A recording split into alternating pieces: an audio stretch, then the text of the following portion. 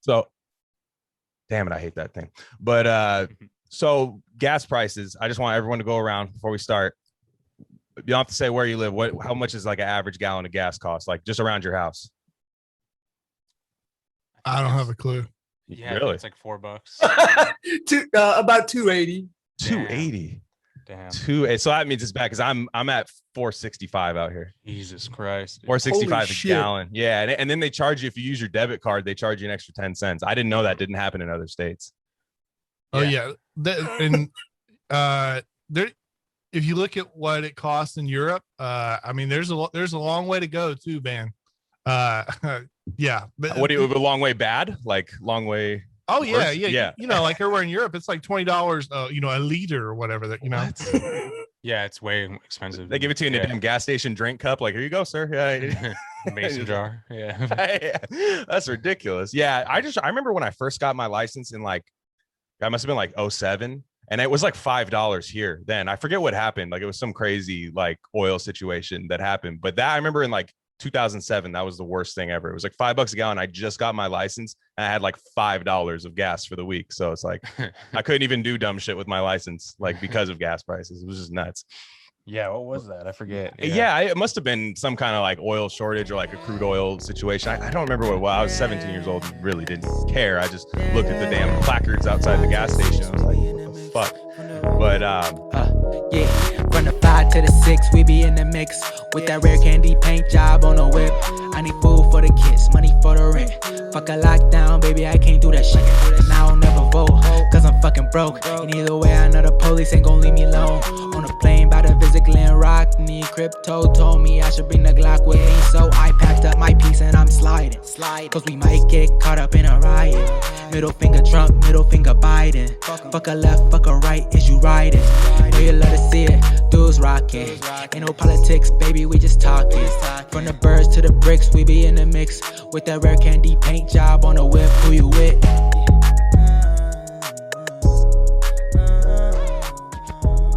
So we got the Good Ol Boyz with us. We got Mark and Bog Beef. Thanks you guys for coming through. We really appreciate it. Sure. What's up, fellas? Yeah. No problem. So definitely worth the Patreon subscription. I'm a subscriber there.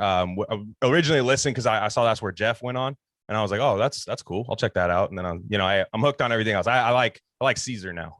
You know what I'm saying? Like Caesar seems kind of cool. Like I was very Caesar agnostic before listening to Good Ol Boyz. That's all I'll say. But explain that, by the way. Like what made you just get into Caesar? I mean, Merrick, I mean, how long have I been like just ranting nonstop about Caesar? Like 20 years or something? George W. Bush was president for sure when you started ranting about. Yeah, I guess the first thing that really hooked me is so we have like his diaries, and if you ever read these ancient figures and stuff, or even I mean really you read stuff people wrote like in the 1800s. Or anywhere from like, well, anyways, you read something from the 1800s, you're like, who are these alien people? I don't understand the decisions that you make. You don't really seem like a human to me. You read Caesar, you're like, I get it. Like you understand why he makes the decisions. He's very clear. He's just that's the first thing that got me. It's like I can understand. This isn't like like if you read about like so Alexander the Great is compared to him. Alexander the Great is like a Lord of the Rings character to me. Like this isn't like a human being that someone would know. But Caesar, like this is a real that's sort of what hooks you in, and then it just goes from there.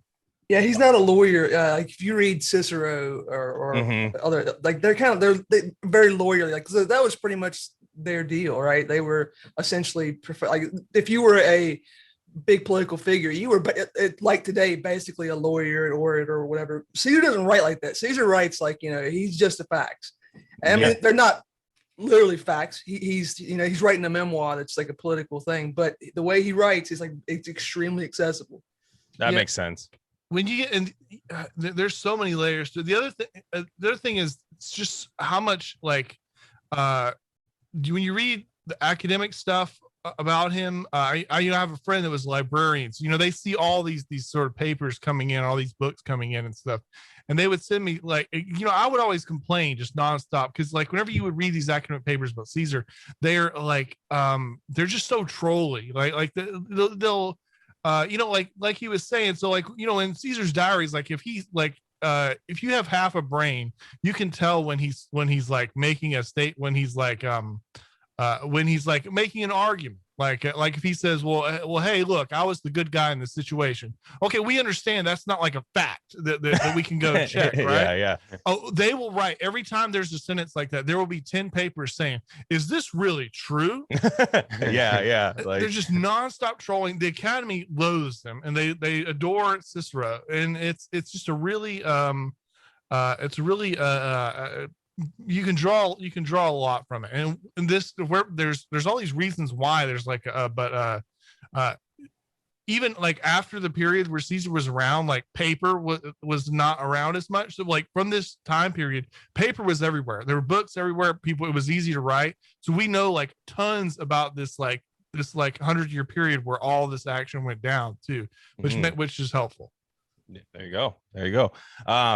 So it's interesting because you guys concentrate on it seems kind of, I don't know if localism is the word for it. Is that correct? I could kind of see you guys are kind of proponents of that. You know what I mean? Like a localized community, basically strengthening the community around you rather than thinking on like a federal level. Is that fair? We are Dixie nationalists. That's what we are. Okay, there you go. So cool.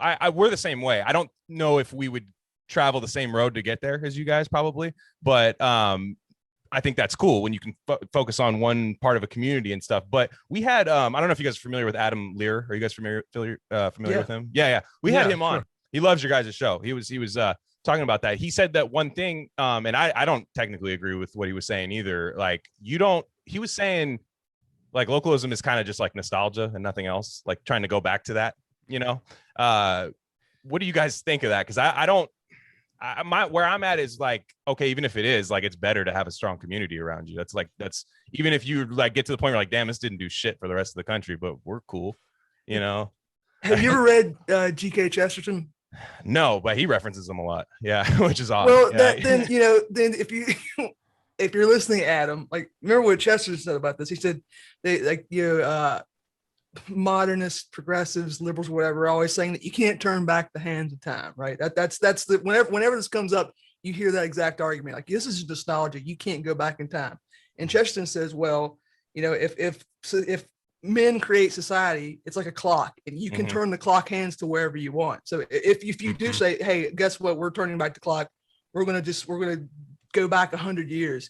You could do that. There's no natural law that says that's impossible. Now, how you can say, well, the forces of modernity are too powerful, and I understand that argument. Yeah, I think that's where he's saying. I think that probably is what he's going at. I mean, at that point, then my response would be, what's the alternative? Like, you're just gonna, So this is like a ton of things. So this is, a lot of people say, it's tough to get married these days. A lot of marriages end in divorce and stuff like that. So it's not as good as a deal. It's like, okay, well, you'll be dead in 50 years. So you just OnlyFans time. Yeah. Like you don't really have a negotiation in this. It's like, well, you're at the forces of, you can't actually make it you can't make it 1954 again. Okay, well, so what? You know what I'm saying? Like I don't really know what to do with that. The localism, I see all the complaints. So one of the things, here's one.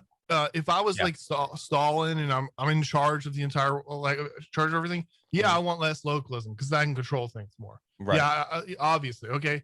So there's can you we have 350 million people here. This is totally unprecedented. There's even if these things are like you something that you can't, like, I can't change that in this way or that way. Like, you still need to have this on your mind that, like, hey, if you're operating above your, what's that number of how many people you can like really know? Oh, I know what you're talking about. It's like 150 people, right? It's not a lot. Yeah, it's like low triple digits, I would say. Like Mark's saying. Yeah. So like I literally know people that have changed the way that they changed their career, changed where they've lived, just based on that number. Like hey, things make more sense to me if I'm operating at that kind of level. So like even if like this, like, can you change stuff? Well, can you change anything?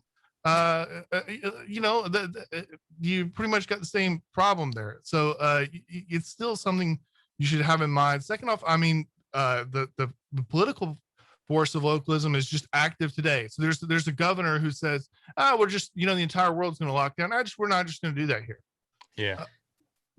There's two cheat arguments. If like what he's saying, the first one is like when your enemies control, like if your enemies control an empire, then the smart thing for you to do, no matter what, no matter if you think it's a good idea long term, is to favor decentralization, because the more they centralize things, the more powerful your enemies are going to be becoming. And then two, the other one is, well, if you really think that the people who are against you are like they have bad ideas, they have harmful ideas, they're gonna kill humanity, then A, morally you need to oppose them however you can, and B, well, you might be able to hold out longer than they can keep their circus together. Right. And in that case, well, you don't have to turn the clock back. You can just stay alive and see what happens next. Yeah. And it's just a better quality of life, I think. Like that's always my argument is like, well, what's better for just you? It's better to just know where your food came from. You know what I'm saying? Like it's better to work, no more than 5 miles from your house. It's better. It's just a better, like, let's say we're all fucked no matter what we do. It's hospice care at this point, right? Like like, even if you had the most black pill doomer mindset, that's better. That's just better. Unless you are like one of these bug men. And I'm not, this isn't even something at Adam either. Like I love Adam. And he was just wondering if that's even possible. Right. Well, I think there's a fallacy. Like localism isn't Ludditism, or it's not a Luddite thing. Yeah. Not necessarily. Things can evolve and keep up with what we would call technology. Maybe not like, I'm not talking like fucking computer chips and shit, but just, with human progress, while still putting an emphasis on decentralization and localism. Like I'm sure you guys are familiar with Joel Salatin, the farmer rancher guy. No. And he was saying like, it's like Thomas Jefferson would have killed for the technology that organic farmers would have had today, right? Even just like fence technology, like the ability to put up like fences on the fly and shit and move them around and stuff.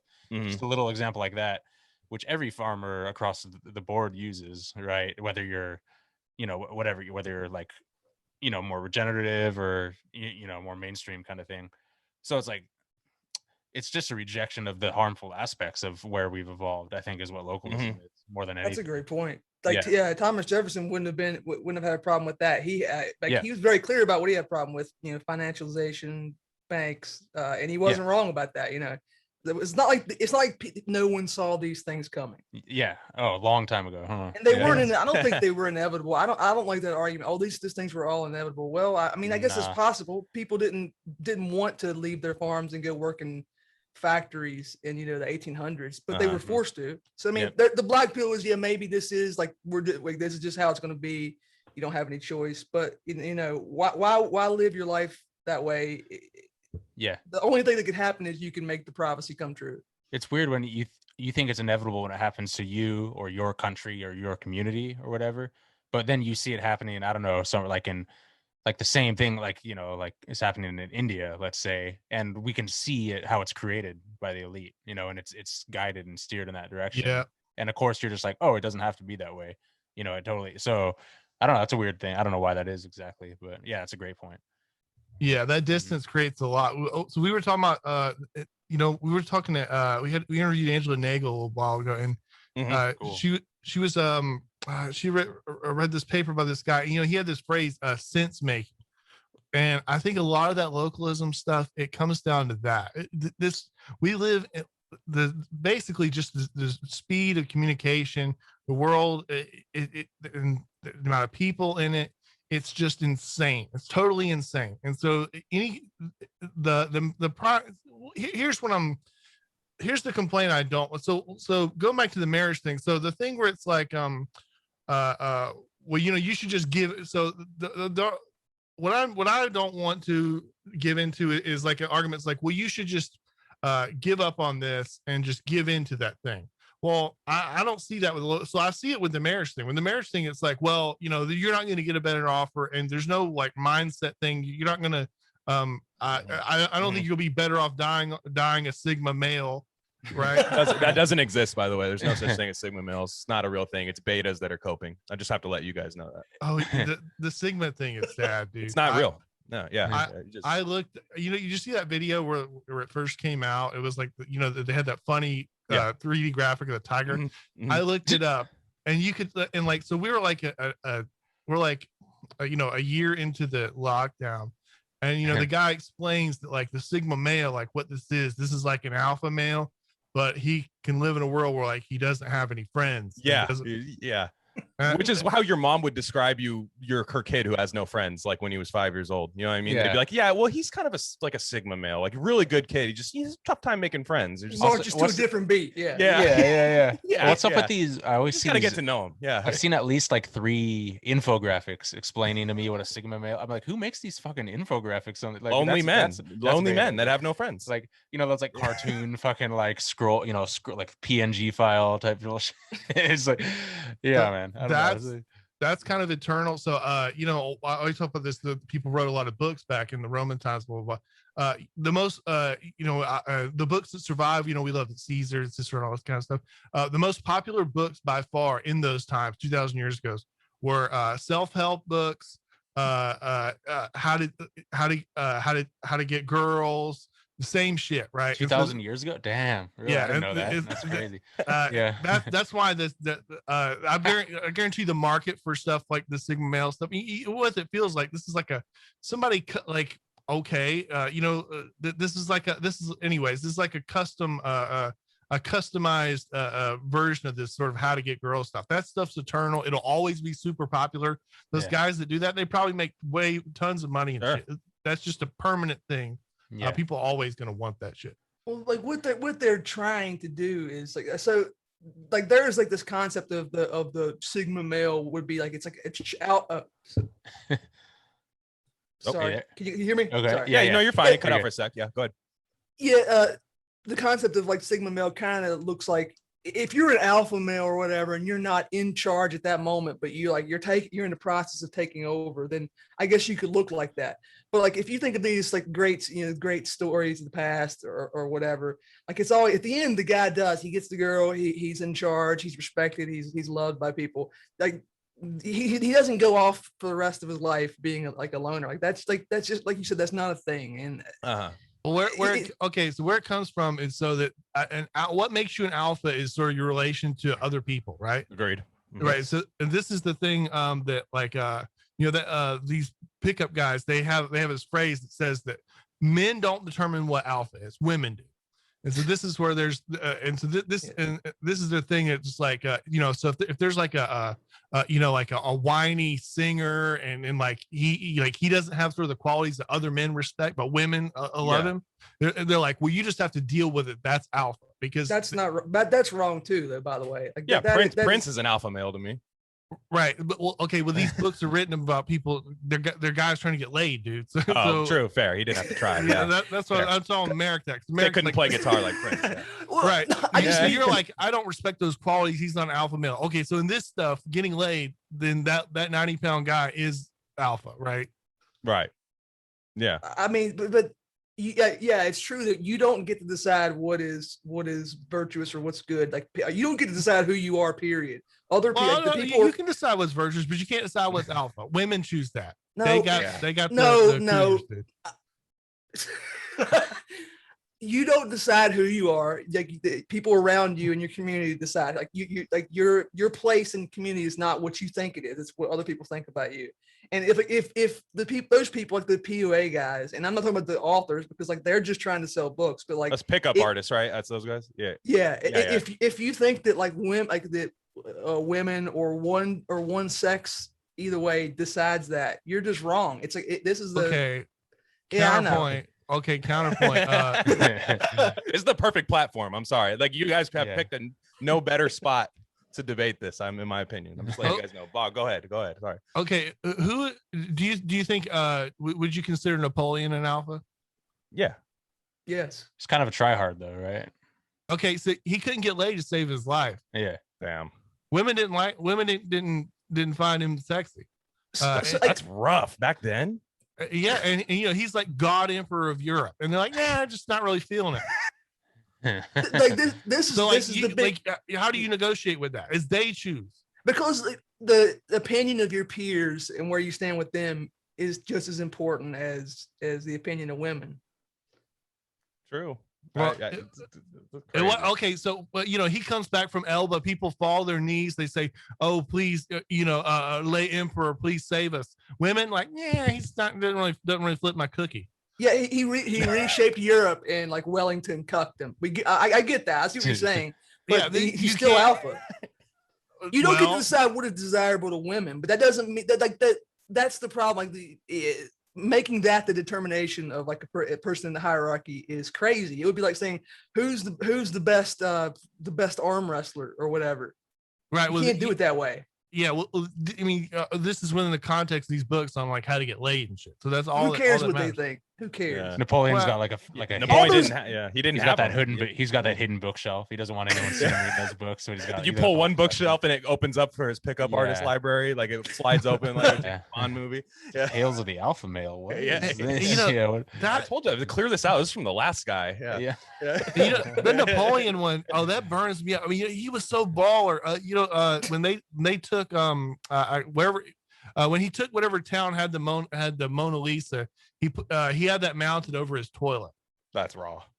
Really? Like shitting this on dude these is hoes. Gangster, man. Shitting on these hoes. Yeah. That's pretty good. I honestly, alpha, in my opinion. I slam the gavel. Like if you do that, that's pretty cool. I mean, like, yeah, if you like, I still think dudes can be like the barometer too, though, because like even with like some guys, like he could be like the beta quality guy and be like, I think you still need that respect from men. You know, I think you still need it.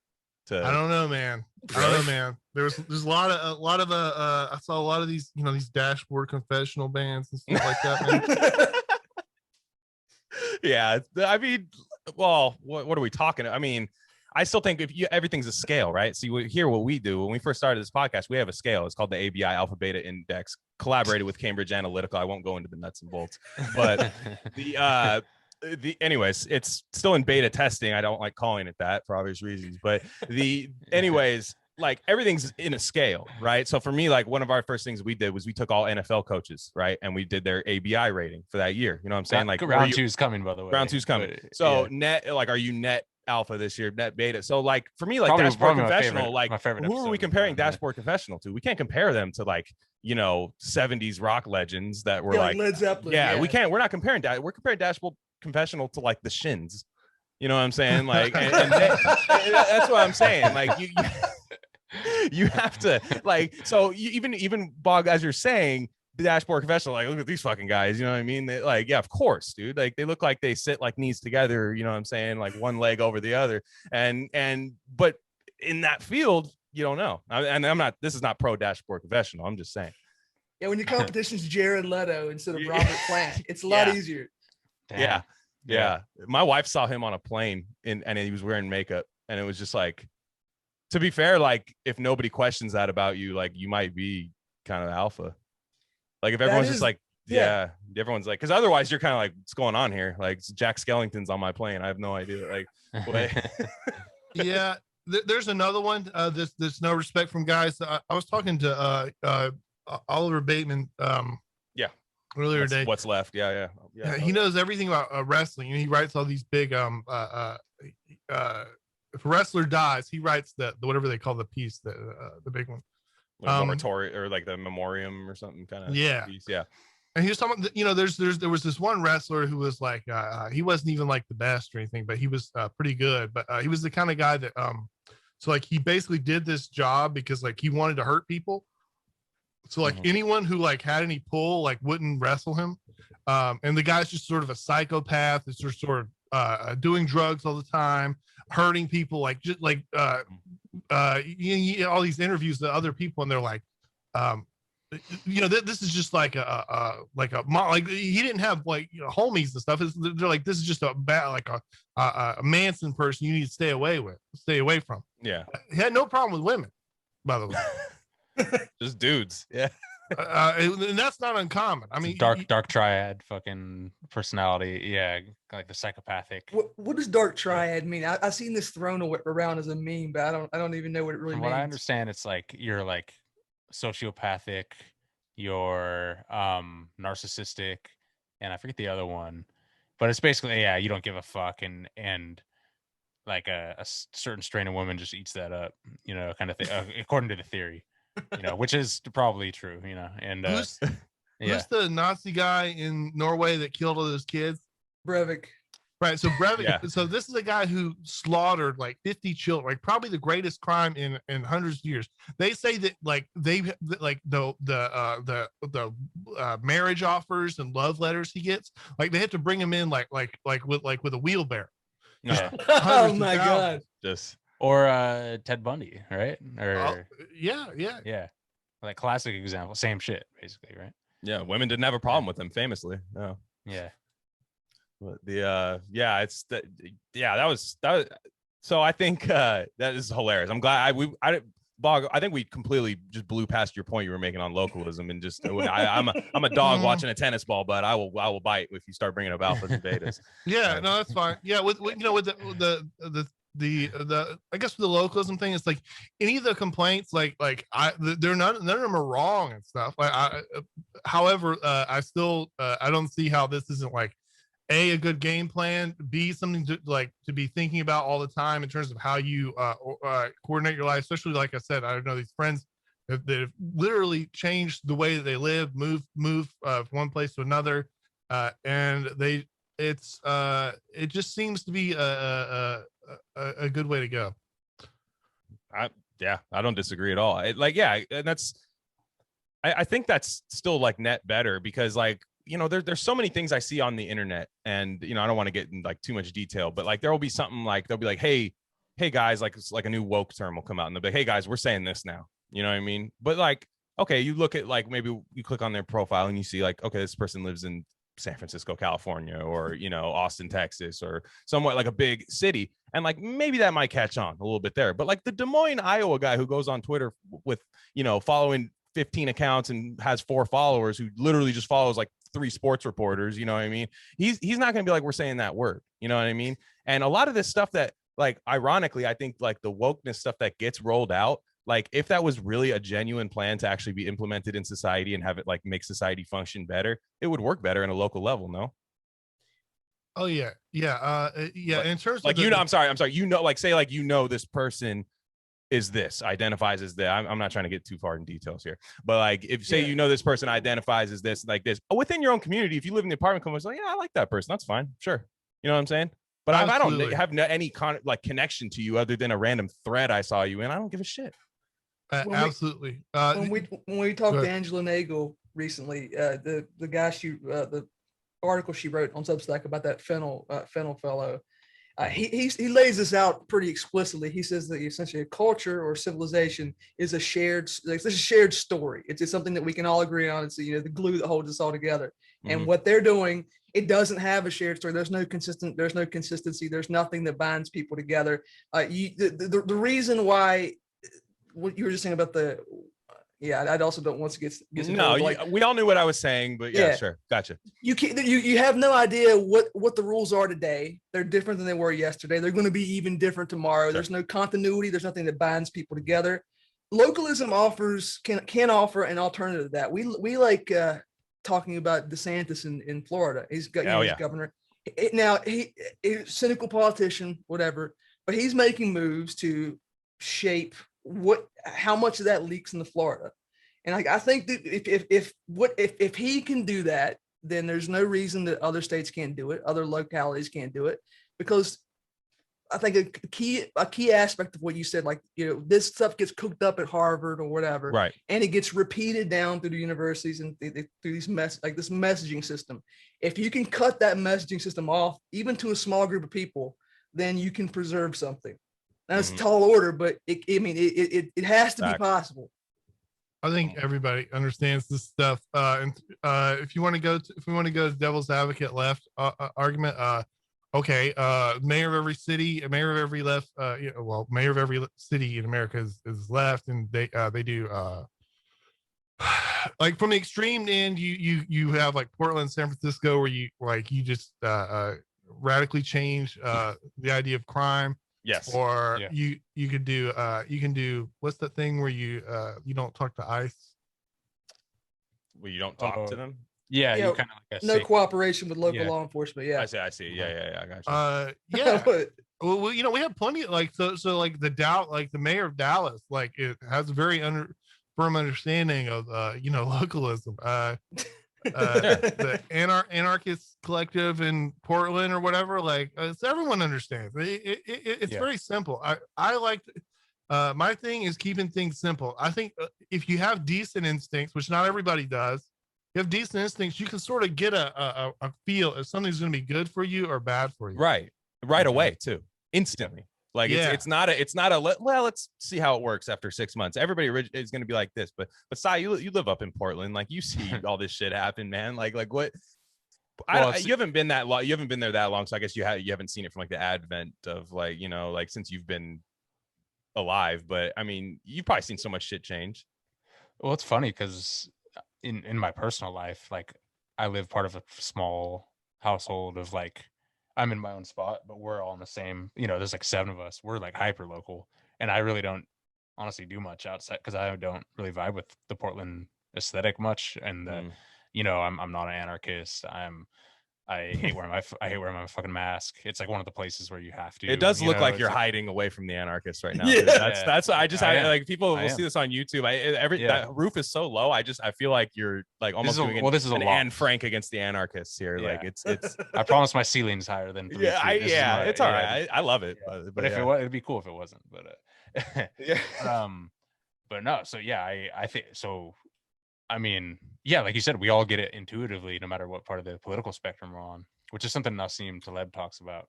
How we all kind of understand it, but definitely the Portland thing is interesting. What's happening up here? Can I ask you? I'm sorry. Go ahead. No, continue. I didn't mean to interrupt. No, the funny thing. One of my favorite things is there was those crazy wildfires up here. Mm-hmm. Antifa started them. Yeah, and. The smoke was logging in here for like 7 days, and everyone was so frustrated. It was pretty. I was definitely fucked up, but it was the only thing that stopped like the 100 and whatever days of pure anarchist protests, like trashing City Hall and shit. The only thing was that no one could breathe, so they like had to stay home. And I thought that was funny. Like it took like an act of God, some like crazy fire. Yeah. What were you asking? I just wanted to ask you, and you don't have to answer this because I don't want to get you in trouble with your neighbors or whatever, but do people there, are they tired of this? Are they, I'm seeing videos from cities and people, blocking the roads, people getting pulled out of their cars and getting the crap beat out of them last year. Yeah. And to me, that's I got my CCW last year. I was like, no, I don't like where things are going. How do people gotcha. How do people in Portland feel? I think the general consent, or what I can see, is privately hate it, publicly pretend to go along with it. Is as simple as I could put it.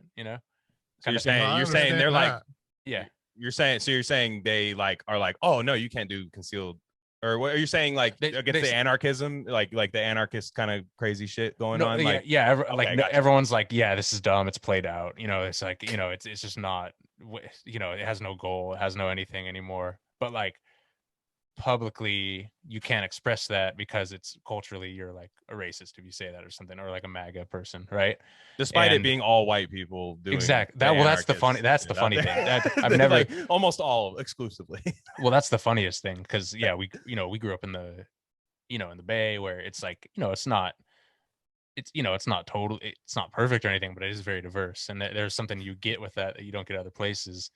And up here it's like it's the funniest mix of like the whitest place I've ever lived, and also the like most like just hyper focused on this police and everyone's thoughts, and what I'm trying to say. I think people are sick of it, and especially, and it correlates with the COVID thing too, where people are never going to stop wearing their masks here. but and some people do love it, but it's like, you know, everyone's just gonna go along with it. I go along with it. I don't like, it's just not my fight. I'm not gonna stop. You know, I would rather just move and like, it might help the content views if you go viral for like maybe having a meltdown. Yeah, just planting a little seed there. Yeah, for later. But yeah, I think most people are.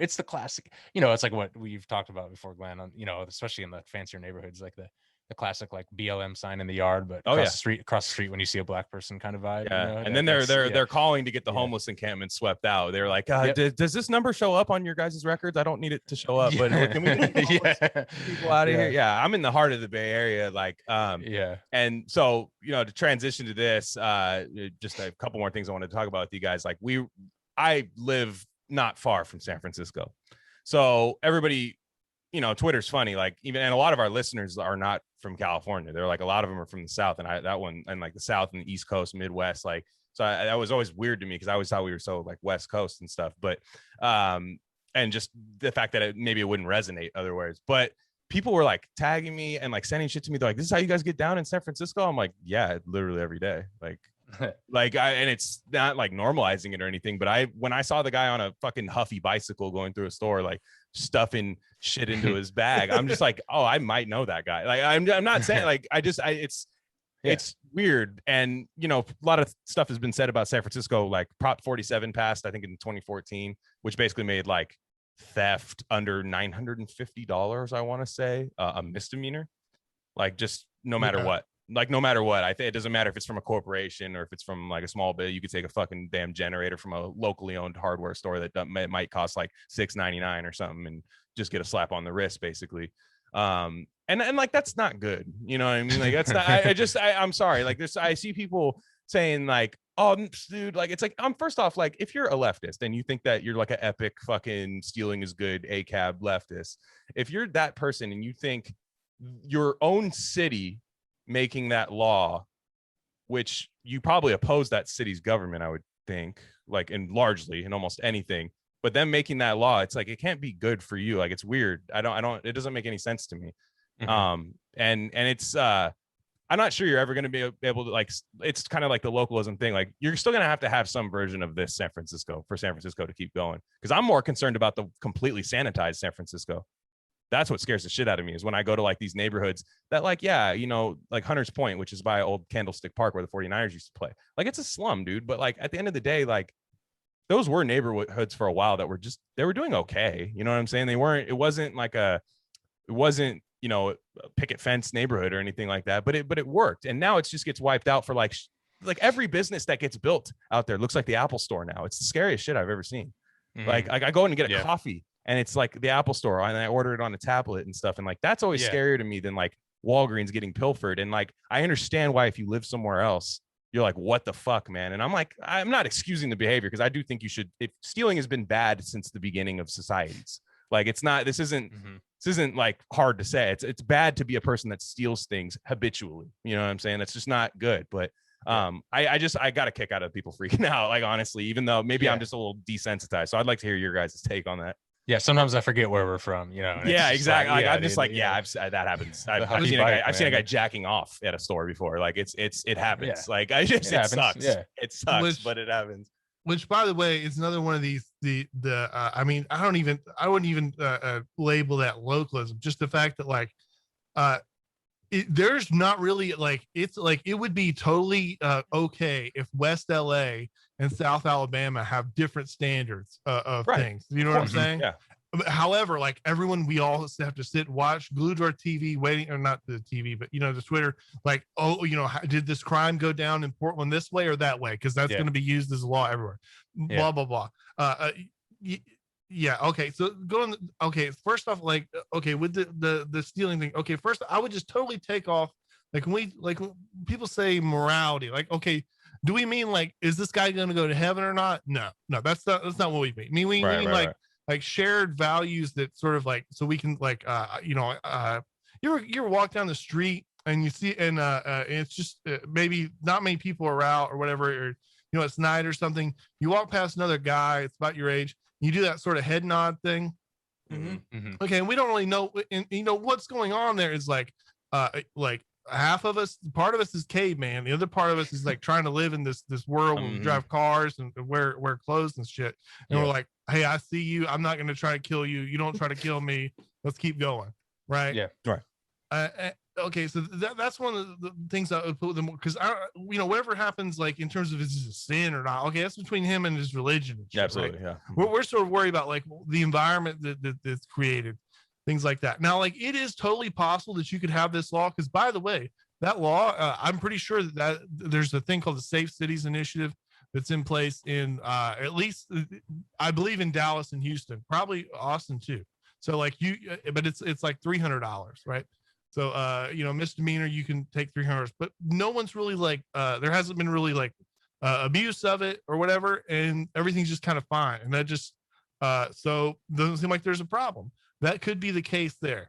Now, the other thing that, however, if like, so like if you go to a place like Hawaii, they shoplifting sort of became a thing like, okay, so we can just do this for a living, right? So we can just steal like the baby formula and shit. Mm-hmm.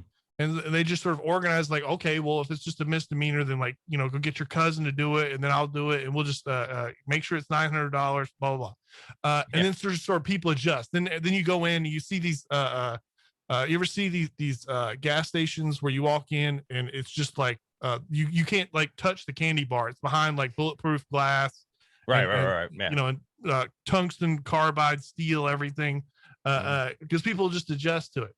And San Francisco is a very rich place. It's possible that this could just be a thing, because no one's like, if someone's insane or evil, if they're like, that guy needs to die because he took that aspirin or whatever, right? Which now, I would hope that the people that were freaking out, it was because of the thing that's like, well, nothing can be done. This is sort of normalized. This is just something because that what that means is we're gonna get used to this. So now they're gonna have to start locking shit up and blah blah blah. That's what I would say. You had to do that thing that everybody does now. When this story came up, it's like, well, just as a preface, I want everybody to know I don't care if some guy stole. Stuff I hate Walgreens. the qualifiers. I hate the qualifiers. Yeah, I mean, you do. No. I'm not talking about you. If I'm talking about it to like my family or something, like the moral, like a moral discussion between like, is it a sin or not? That's not like a political discussion. No. I know what you mean. Yeah. I'm not talking about. I'm talking about part of like, well, I hope that people think this because nobody does care about, like, unless you work for Walgreens, you probably don't care if the bottle of aspirin disappears. But like, what everybody cares about, like, can you go to the store and buy things that you need? Are you going to get mugged or raped when you walk outside the door? Like, all that stuff does matter. And like, I guess like the easiest golden rule to have about this would be, all right, the behavior I'm doing in my community, if everybody in the community acted this way, what would be the outcome? And if whatever that behavior is, if the outcome would be, it would turn into fucking silo or whatever. Yeah. Then you're fucking up, and that, and and that shouldn't be a debate, but like it's not really a debate. It's like, this is making it legal for people in your political coalition to steal stuff. That's all it really is. Yeah. And if you look at even the like left, what I saw, like a lot of the left kind of dirtbag left reaction to it, was what really killed me was, you're almost cheering on the behavior, but you're supposed to be trying to help these people materially. So if your argument is correct that these people are stealing, which I tend to subscribe to it a lot, there's just destitute poverty in San Francisco. I've seen it in my own eyes. It's horrible. Like, there's conservatives who will drive, like one of my favorite, like, kind of those like own the libs conservative media, like Jack Posobiec and guys like that, like, who will drive around and they'll post these videos and it'll be like, whoa, and it'll be tent cities everywhere, shit on the sidewalks and stuff. And like you'll see like a car driving by and panning the streets and seeing all that. And you'll be like, wow, Fallujah or Lebanon looks terrible today. Just kidding. This is San Francisco. Like, shout out to the libs. Like, and it's true, right? Like, you should be trying to get these people like off the street. And like, then, and I said this in our last episode too, like, you should be trying to like help these people materially rather than be like, hell yeah, dude, steal from Walgreens, fuck Walgreens. You know what I'm saying? Like, that's not really a sustainable solution, but neither is anarchism. So I guess I kind of answered my own question there, but it's just, that's just what kills me about the whole thing is that, it's easy to like I've come from a long way to, you know, growing up like traditionally just liberal, kind of apolitical liberal, where I just vote. I was like, well, I guess I'm a Democrat. You know what I'm saying? Like, I guess I support these things. Like, you know, I was raised by, you know, people that were Democrats, and I'm just like, well, you know, I'm just going to be a Democrat. I didn't know shit about anything. Like, I was just like, okay, that's a gay marriage. That sounds cool. You know what I'm saying? Like, I'll vote for that. Like all that. But it took me a while to realize like, oh no, my state sucks because of Democrats. Like, I mean, it's California. They've had a monopoly on it since Reagan left office. And I think a lot of people are realizing. Yeah, it's a really hard thing to realize. And I maybe I changed the subject a little bit too much on that. But yeah, I didn't understand the left's reaction to this shit. It was just insane. So I would say so. The two conservatives that like whenever they write, like I need to see what they wrote because like it's important and they know stuff that I don't know. Are both California guys, Mulbug and Distributus. Those guys are California guys? Oh yeah. I didn't know that. Yeah. Mulbug had he just left San Francisco, but he had lived in San Francisco for decades. Interesting. Wow, I didn't know that. He's a computer guy, you know. Yeah. California is California. The topic is crazy because like up until like I don't know when it was the 60s or 70s, it was like the dream of sort of a right winger, maybe especially an older. Maybe like a little more free market type right winger because you know California was land of opportunity.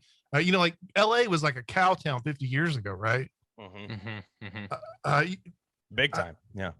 So, however, you know, anyways, there is plenty of right wing people in California, but California is just sort of everything that happens in California is going to happen everywhere else. And so you get like a sneak preview. You sort of you're ahead of the game over there. 1,000% correct. By the way, it's always what I say too. It's like I'm about 2 to 4 years ahead of you guys. Maybe it's not like I don't think we're ahead of like a lot of red states. I think it's other blue states are going to be California's about 4 years ahead of them. I think like on everything. Like I see people post about it and they'll be like, oh, we have, you know, this shit now. And I'm like, oh yeah, no, that happened. Yeah. You know, years and years ago out here. Like it is like the testing ground, like for the West Coast. I think you're right. In terms of Democrat Republicans, you know, we speaking of, you know, Mulbug, you know, the papers wrote that he was like, you know, like a Darth Vader, just most right wing person alive. He voted for Biden. I know someone who, you know, they worked in a what do you call it? They lab where they study they invent new kinds molecular biologists. Yes, that's right. Wuhan. Yeah. Gain of function is what we call it. Yeah. We've talked about it a lot. Yes.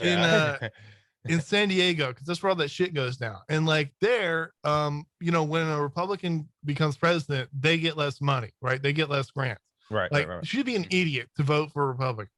Yeah. Like you vote, like if you like, not most people don't have like a way, like most people, their vote is not directly connected to their material conditions all that much. Not at all. Most people don't really see a lot of difference. However, there is a lot of people where it is real. And for those people, I would say you're stupid if you don't vote for whatever the thing is helps you more, which should be obvious. It's not many people. I mean, it's not like 1%. I mean, there's certainly, but yeah, that's how I feel about that. That's the story of California in general, though, to steal from the Marxists, like the political economy requires California to be what it is and the direction it's going. Like you have to have the slave underclass, you have to have the wealth inequality, like that's baked in. And so this is how things are going to be unless you directed an incredible, like there's two ways you do. You have to do some impossible social engineering to stop that, which we're not even sure that's possible, because in history that didn't work in empires. Like you just get this kind of teeming underbelly or whatever in the empire, or the other option is you change the basic structure of things, and that's never going to happen because those people are in charge. Like Silicon Valley is not getting weaker, right? No. They fortified an election, a national election. Yeah, and bragged about it. Yeah. You think they can't do anything locally? Like, yeah, no, it's the ultimate doomer pill. Like, I don't know. I walk outside and I'm like, how did I grow up here? Like, I don't understand it. Like, I've lived here for 30 years in the heart of Silicon Valley. Like, There's one thing on there. What you said, I want to drop on there. So, especially, so the homeless thing has been kicking in San Francisco for, like you said, probably 2 to 4 years more. Oh yeah. Big time, right? And so we've just gotten it here in Austin, like this year. Now all of a sudden, tent. Okay, I've thought about this. Like, I don't know. Let's see what you guys think. It doesn't seem like homelessness responds to like direct political inputs. Yeah, no, it doesn't. I mean, so like either your whole society would get rich and there's jobs everywhere that, there's some kind of gold rush thing, or like, I don't know of any way you can just directly affect this issue. Yeah, no, I mean, but it's nuts because I work in road construction and they're building these massive houses. That's like, or not houses, by the way. Yeah, not houses. I'm sorry, like tenement style, like kind of like big buildings, like kind of 4 stories high, like 300 units, like these things. And I'm saying, like, who's this for? Like, I don't know who it's for. Like, it doesn't add up. Like, you just, I know it's probably not this simple, right? But if you add up the amount of houses that are being built and the amount of spaces that are being built, but the amount of homeless people that are here, it's like, and on our last episode, Sai was, we kind of saw he's kind of like, I joke, but I think he might agree with it unironically, like anti-city, you know what I'm saying? And is this just being a city? Is that what this is? I don't know. I don't think homelessness in the kind of numbers we've seen is like just automatically part of being a city. It is it is a humbling issue. So one time I thought about this, I was I don't think thinking about it correctly. I remember thinking, I was like, why are these, because I moved to Austin. I'm like, God damn. I was like, there's homeless people everywhere. Why are they here? I was thinking, they could move somewhere, they could move to a smaller town. They could, get rent for, $100, $200 a month. I'm thinking, immediately I thought, I was like, well, they're here for the same reason I'm fucking here. It's because this is where the money's at. Yeah. Straight up. We're all homeless. Yeah. We're all... Yeah. Yep. I think your guest was right in the sense that this is how cities. I mean, obviously, we're seeing the extreme version of it, and there are other things affecting it. Like, yeah, it doesn't have to be this bad, but like, if essentially, that's scale. That's what it is. Like the Bald Beef was talking about the Dunbar number earlier. You can't have a city of 50 million people or whatever in the future and have like functional human society. It's not going to be possible. It's what you're going to have. It's almost uncomfortable to talk about. Like you're always, if you're going to order things this way, you're always going to have this extreme poverty. You're going to have to do something with these people. You could maybe be putting them in tenements was kind of like the 19th century and early 20th century solution to this. I don't know. Maybe they've given up on that. I'm not sure. Right. You would think that the just the optics of these homeless tent cities would be bad enough that San Francisco wouldn't like this to happen. But you guys, you follow what's the Loveline guy's name? Adam Carolla. Yeah, my dad. Funny thing about Adam Carolla is my dad is like a liberal. He's kind of like his politics are Mayor Pete's politics. Sure. Like, no, 100%. And he's a Notre Dame fan. He's just, that's his guy. Like, if there was a politician made for my dad, like Pete Buttigieg is the guy. And he loves Adam, but he loves Adam Carolla. Like, and Adam Carolla is not that, at all. Yeah. But he's definitely just funny. But I've heard you guys talk about Adam Carolla a lot too. Or like, not a lot, but just bringing him up. And it's yeah. Anyways, I'm sorry. Go on. Now that I think about it, he's another one. I mean, so he's a California guy.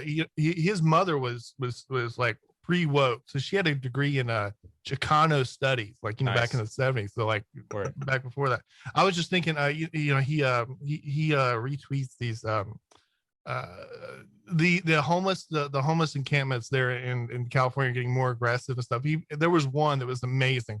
It was like this sort of land in between like the road and like an exit. So, there's a little triangle of land there in between. And it was by using like plywood and basically canvas, they had a 2-story like a 2-story little tent camp thing, and then a garage, and it was all made out of plywood and canvas. It's fucking hilarious. Well, and it sucks actually seeing that. Like I saw like I don't know if it was BuzzFeed, one of those type of publications put out something. They were like, here's like 6 different ways you can live in like a non-house, and I'm like, that kind of like, okay, that's cool that you can on the fly improvise. Like that's a good skill, right, to be able to build your own living area if you had to. But it's like, what the fuck, dude? Stop making this cool. Like taking a roach coach from a construction site and like putting like a fucking love seat in there and shit. Like that's not cool at all. It's terrible. Nah. Yeah, you know, part of me, do you remember the story of the guy? He was like a real young guy. He got hired to Google out of high school. He's like 18, 19. And, you know, he had this shit all figured out. Right. And so he bought like a cargo truck, like a truck with a decent amount of room in the back. Yeah. I don't know that story, I think. Yeah. Yeah. He got a job at Google. He parked it in the Google parking lot. Yeah. I know. Yeah. He's like, I'll just shower at the gyms in there. I've seen that before in person. Yeah. To pay off his student loans, right? Was it he had it figured out. He was like, so I could, if I live in this thing and I live in this truck for like 8 years, work here, I can retire by the time I'm 30 or whatever. Damn, that's great. Yeah. Cool. Yeah, I love that. It's functioning society right there. Yeah. It's so dystopian, man. Just to pivot, are you guys good on time right now? I just had a couple quick questions for you guys. Sure. Yeah. Okay, cool. So these are kind of fun questions. So Merrick, I'm going to start with you. A long time ago when I first like followed you, I just saw something you posted. You guys are big milk and beef guys, correct? Hell yes. Yeah. Okay. I don't know if Sai wanted me to bring this up or not, but he's I can't call him a vegan, but he's plant-based. Let's go. I just what is like how mad does like non-milk products make you? I'm being attacked. Yeah. Not attacked. No, I consume animal products. I'm not a big dairy guy. No, I'm just joking because I don't know if I ran about this on Twitter openly. I just said it gives me the shit. Like I commented on, I was like, it gives me the shits, man. Like, you know what I mean? I was just like laughing, like I hate dairy because it gives me the shits. Like I was just saying that, but he won't jump in. He's kind of just like dude, I'm not gonna fucking. He's not like a like Steven Crowder type guy where he'll like, you know, go out there and like try to own like meat eaters and shit. He's not. Oh, me? Like, yeah, no, I'm saying like with you. I'm saying it's me. Like I was just joking because like I when the almond milk thing became big, I don't know if I tweeted about it or I was just talking to people about it privately. Yeah. It was like I don't understand almond milk. I don't know why you would want to purchase. There was a really funny thing during the bat flu lockdown. Like, whoa, when you go into the grocery store, there was no milk. Like every single, like the skim milk was gone. Even there was nothing. Even like the soy milk. But there was almond milk there, and nobody touched it. It was just like I've seen those memes. Yeah. I don't understand almond milk. I've tasted soy milk before. I didn't think it was very good. I guess like I get it. Like if you're drinking near beer or whatever, like, well, I like the taste of milk, but I can't drink milk. I kind of get it. But other than that, it's like it just confuses me. What's the appeal? Yeah. Well, it's more the people that just don't want, if whether it be for taste or ethics or health or anything else, they like, it's not like they seek out almond milk. They're like, this is a good enough alternative, and then their taste buds just get used to it, you know. And I mean, I can say for me personally, because I would always go plant-based and then like try some meat just to see if I was crazy or if I needed it or, you know, whatever. And every time I tried it, it just like, I don't know, something switched in me. I think I'm just like vegetarian at heart because I just never had a taste for it again. And believe me, if I did, I would be eating it today. Like I don't have that kind of self-control or anything, you know. Were you raised that way? No, I remember I ate a 32. You ate a lot of dairy when I first met you, dude. Like you were like a dairy guy. Like, yeah. My dad challenged me. He's like, because they had the 32-ounce steak on the menu, and he's like, if you can eat all of it, you know, I'll give you $100. And I was like 12. I did it, you know. And the steak was my favorite food. No, and I don't know. It's just something I adopted and never really went back on. But the thing is, before the fads too, I gotta say, like you were, because I hate them. Like that's the thing is, I like. Well, you're not a real vegan. The thing that kills me about your thing. I'm sorry to interrupt, but like the thing that kills me about your label, and we talk about it all the time, and we even had a guy comment like when I was bringing it up that was like, no, he's not a real vegan because he eats honey. And I'm like, are you fucking kidding me, dude? Like, I'm sorry, like no, and they're like, well, honey is like basically bee rape. So like, no. What's like, I'm there's like two reasons. That's exactly right. I just hate that you can't call like that. It's such a one-upper move, in my opinion.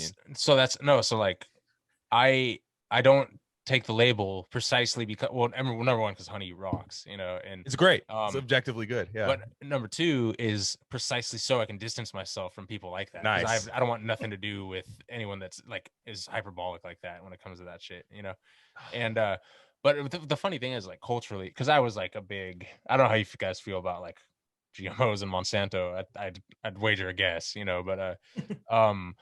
but I was big into like, fighting that for a while, and like still kind of am. But one thing I noticed is I vibed a lot more with let's say maybe they were like non-vegan, like farmers and ranchers and stuff that were fighting the powers that be, then like a lot of times like the vegans that would be like, oh, it's cool if like Bill Gates is growing all the food, like what's the big deal, he's like getting rid of meat. I'm like, you fucking idiot, like it's like so there's something lost in translation there where it's like and I just had our who's been on the pod before, Serena, who's like hype, Glenn, like she's literally born vegan, has never had an animal product, knowingly raised vegan.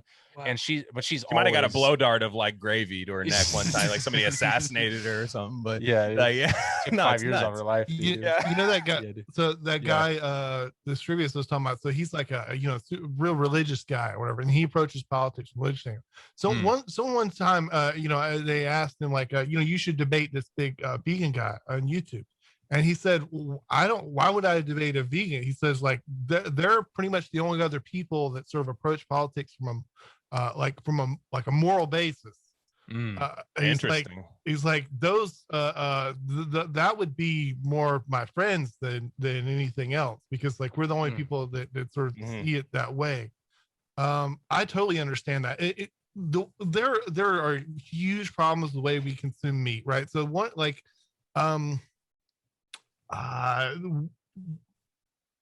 for like people should, if you eat chicken and we lived in a decent world, you should have to wring that chicken's neck, and that would that would take a lot of people out of the eating chicken game. And that would be precisely, dude. Fine and good. I grew up basically as a whatever you call it, pescatarian, whatever. Oh wow, really?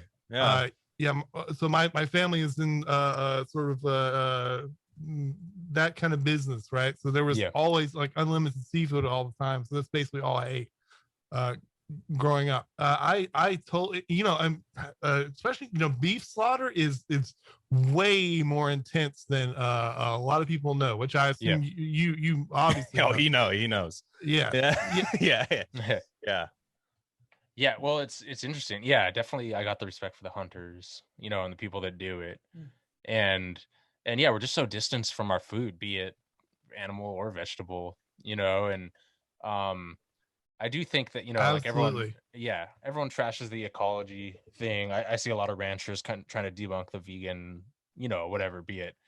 I don't even focus on climate change. It's more just like because that's like, I do believe there is something happening, but that can be totally politicized, as we all know. And I don't believe the fucking models or whatever, because just like with COVID, just like with anything, you can't trust a fucking scientific model. But there are things that are happening right before our eyes that we can observe, like whether it be like, the health crisis in like North Carolina with the pig farming, or like the Gulf of Mexico, like with like nitrous runoff and type of shit. That's like having direct observable ecosystem effects, and I just think, I know the vegan thing's cringe for a lot of people, but I've never been able to, and some of it might be hyperbolic and exaggerated, but I've never been able to kind of, like wish away what I see before my eyes just because something's cringe. I think a lot of people do that. They're like, this is lame, I'm going to be the opposite. Cringe is fine if you agree. Like if you agree with the root thing of it. The vegan thing is not going to be gone tomorrow. It's going to be around. It is a real moral stance, and there's very few of those. Does anybody like factory farming? I mean, nobody really does, facts. Right? I mean, absolute facts. No one. Yes, of course they do, Merrick. So Merrick has seen me getting thrown out of leftist spaces many, many times. The very last time this came up was over this issue of A, factory farming, and B, Monsanto, which I ranted about that factory farming was evil and Monsanto was evil. And I was basically ejected because what a beta group person. Damn. Wait, you were saying that Monsanto's evil and you got ejected from a leftist group? Absolutely. Oh, right. A lot of people don't. Right. So this is what I'm talking about, dude. Yeah, this is exactly what I'm chasing their tail. I swear. So their thing is, they say, well, you just need everything needs to be the most efficient as possible. Same thing. Idiots. Yeah. Permanent growth. We need 12 billion people on Earth, and you have to do factory farming to make that happen, right? Yeah, wonderful world. Yeah, we should have steal anything you want to. By the way, you can just. We should have you guys on with Jonathan Latham, who's there's no food abundance crisis. There's zero. There never has been. There never will be. In essence, there might be like a distribution and localism problem, like we're talking about. I didn't mean to cut you off, but go on though. Yeah. I interrupted him. It's my fault. Yeah, no, it's But so going on the whole being ejected. So it was a mix of I was talking about factory farming and what do you call that, Monsanto or whatever, especially the factory farming. And they were like, well, we can't if you don't have the food produced at this efficient level, then you can't have this sort of utopian thing where nobody work this is part of that certain I was what you said a minute ago. I was thinking about I lost exactly what you said, but when I first got into left-wing politics and stuff, when I was I'm saying getting a left-wing, I mean, like, I'm reading things to myself when I'm like 16, right? Yeah. The stuff that really got me was like, I remember the one that really stuck out in memory was these French guys, and when McDonald's was first moving into France, they would just literally bomb McDonald's and they just say, based. Based. I like it. I love the way the French do that shit, man. Get the fuck out of our country. This isn't ours. We want French stuff. We want a local French place with a rude waiter Paris and all baguette, this shit. Yeah, rude waiter. Yeah. No, absolutely. Yeah, it's. I don't know. It's crazy. There's so much common ground that we have, But the thing is, even if there's not, there's enough to where we can kind of like see a common goal or a common enemy and work towards, cutting that shit out. There's a middle ground to be found, I think, between that. I hate the New World Order, fucking World Economic Forum vegans, man. They're the worst. They're the most. Yeah. Speaking of cringe, man. Yeah. It's just like, it's so bad. I get what you're saying, Bog Beef, because I've seen the same thing where, like, aside from the wintertime when it doesn't happen, like, every egg that I eat, it comes from a chicken that I see. Orange as hell, too. Orange as hell. Hell yeah. Way Speaking better. Of beta, dude, beta carotene up in those yolks. Dude. Yeah, that's what. Yeah, wonderful. A lot of the meat I eat, too, comes from, like, extremely local, like in my county. You say that and be like, well, that doesn't work because, like, there's 100 million people in Nigeria and we can't feed everybody. They're like, well, that's not, so what? Like, we're talking about us. But if you have the mindset that you're taking over the entire world, you're going to have permanent growth forever, then you have to set up these dystopian factory farms because you're trying to feed not only the entire world but like double the world, and that's why they get mad at you for saying that. If you're Dr. Doom trying to rule the world, like, this is a real problem. Yeah, exactly. Well, let me offer a challenge to all three. Well, two things. This all sounds good to me here. So none of you guys are vegan or plant-based or whatever, and no one, like we said before, no one, well, except for like the daughter of like a giant poultry farm rancher guy or whatever. No one likes factory farming, or we all say we don't. But do all of you 100% eat all your animal products from not a factory farm? Oh no, I've not. Of course not. Anytime there's a menu in front of me, I have no fucking clue. So in some way, you all support it financially. Straight up. Yeah, absolutely. Yeah. So okay. So I'm saying, like, the cool thing about the vegan thing is you just completely eliminate that, and you don't eliminate the fucking avocado farmers being fucked. But do you know you're not eating non-Monsanto shit? No, but you can get very close. Yeah. Do you pay taxes? I do. Yeah, of course. Yeah. Well, there you go. I mean, and invest. He does, and he has never skipped it once. I just am saying this as his eternity. He has never missed a tax day in his life. I'm a crypto trader. Exactly. Proud taxpayer. Yeah. No, that's a great point. Well, here's the second one. Well, the one that I can never square in my head was, I do agree that that, you know, like locally produced beef and eggs and stuff like that are far superior if you're going to do it. And factory farming sucks, and I don't want to be part of the whole thing. But the truth that factory farming is hyper efficient. Like it's just by the numbers, it really is, you know, in a lot of cases, not in every case. Can we, and this is the open question that the vegans pose and they say they have the answer to, can we feed, we either basically need a huge population decrease or a huge animal product habit consumption decrease in order to feed everyone and not get snuffed out, basically. And so, like, can we all go the locavore route with the animals, agriculture at our same level of consumption and feed everyone and have enough land to do that? And I've tried to, you know, I know there are holes in the vegan argument, but I think it holds up more often than not. That the answer is largely no. We'd have to cut way back, or like cut to like a tenth of our fucking population or something like that. I totally agree with you. Do you know this is do you know Bronze Age Pervert on Twitter? Yeah, crazy. I don't. Brian Sage Pervert? No, Bronze Age. Yeah. He's got a huge thread about this where he lays out the thing that says basically, like, if we lived in a world that was that is not ugly the way ours is, people are gonna be eating less meat. It's not you're not gonna be able to just roll up to McDonald's and get huge you know, triple quarter pounders and shit. That's just sort of the way it is, and things would be better that way anyways. Way better. Yeah, it's interesting. I had a train of thought. Where was I going with that? Well, there's just some crazy stats about meat farming that, like, not just in America or whatever, because there's like an American meat culture that's like, but just globally, you know, people say like all we got to do is go do the grazing route and we'll be fine. Like half of all arable land on the planet is already used for grazing, which is insane. That's like crazy, right? You know, like that just boggles my mind. So it's like we're already using half the land, you know, and there's the Amazon rainforest thing and everything. So again, I'm not, and I like I take it, my whole thing is like I never judge someone personally, but when you zoom out, you have to look at it globally. And because you're a globalist, you know.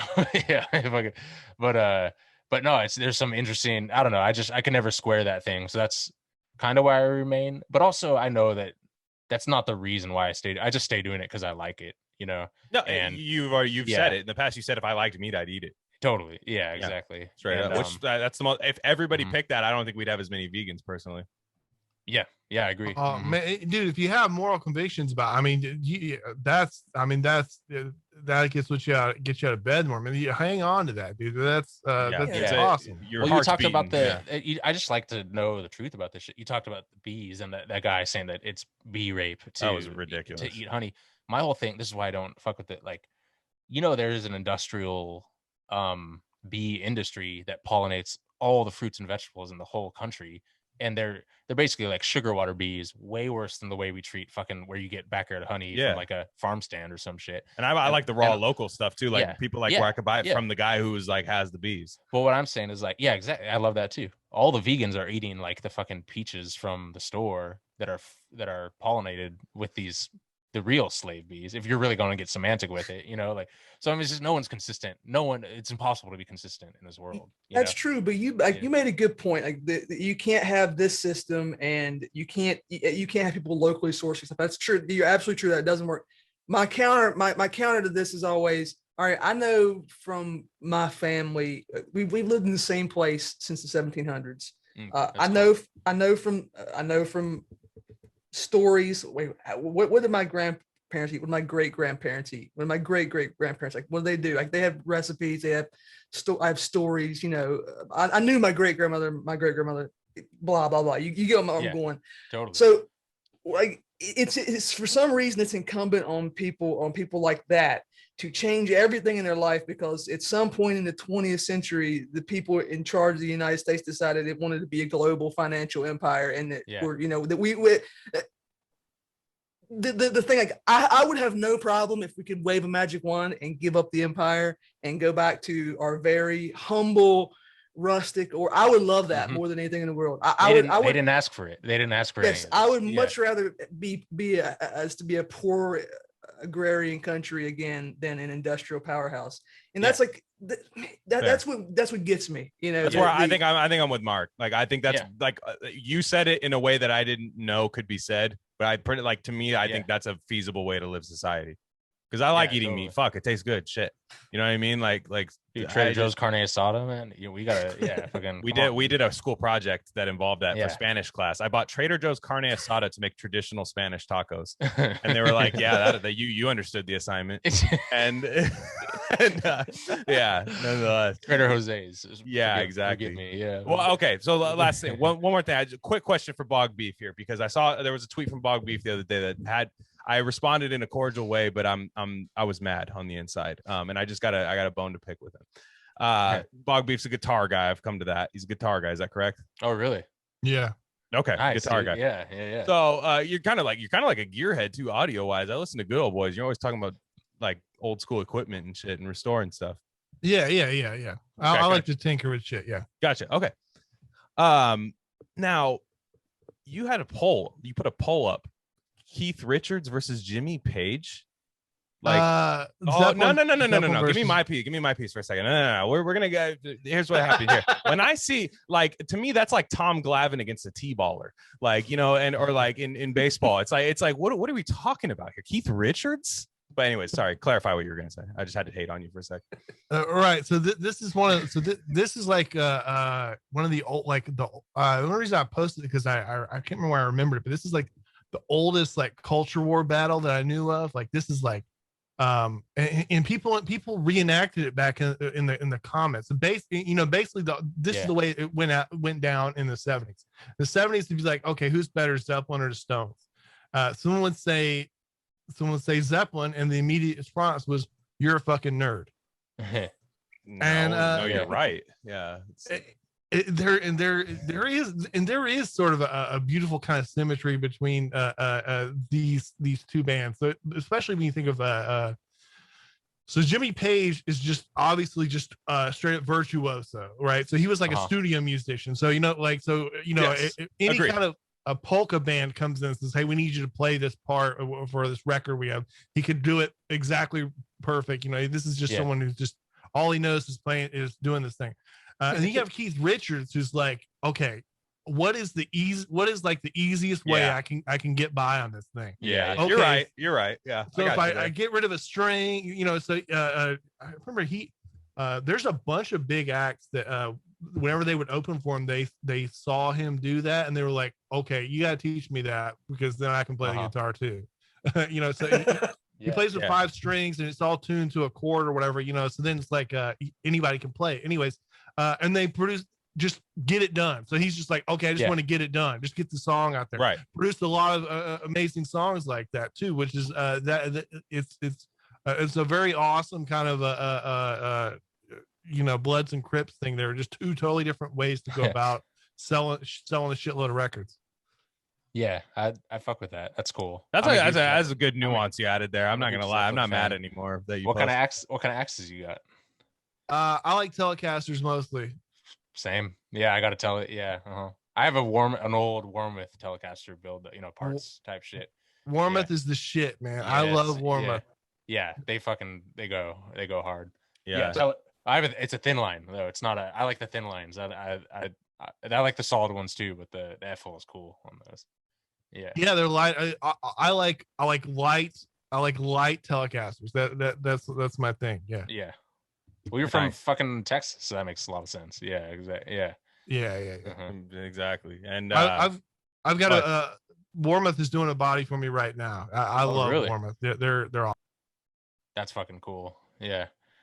And it's funny. This guy right here, my co-host, I don't know if whatever, this ain't too personal. We've already given a bunch of personal information on us, but I remember in like 8th grade, this dude like just built a guitar. Like we had this project and it was kind of like, you're going to graduate whether you do the project or not, but like this is kind of like the project that you could graduate middle school with, you know. And this dude just like built a guitar, like a wooden guitar, and like everybody else's shit was like, this is the Mesopotamia irrigation system, and like, you know, and I did it with clay, like, you know, shit like that. And this dude builds a guitar and then like plays it as his presentation, like in front of the whole school. Wow, like that is sick.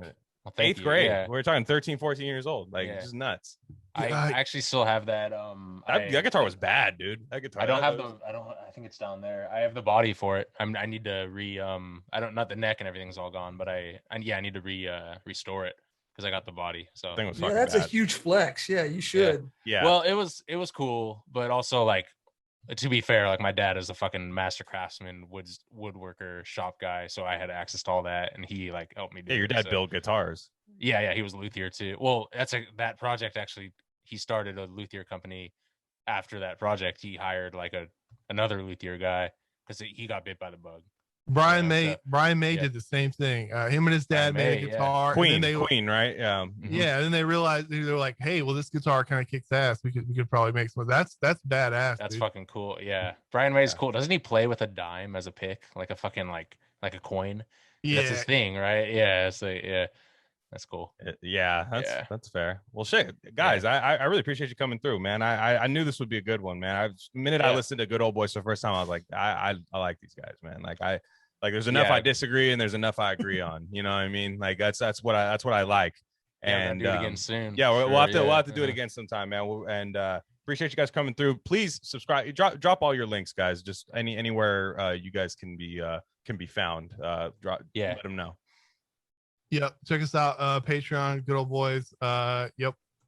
Thanks, guys. Yeah. Thank you. No problem. And their Twitters will be in the description there. I'm at Glenn Rockney. That's at Crypto Size. This is Rare Candy. You can follow us at Rare Candy Pod 1. Working on getting the 1 dropped off because we got to take down the other Rare Candy podcast. Slowly but surely. We're playing the long game with them. So chess match, not chess. Yeah, exactly. I will not broadcast my next move. But nonetheless, Good Ol Boyz, Rare Candy, little crossover here. Appreciate you guys. Everybody have a safe night. All right. Thanks. Peace.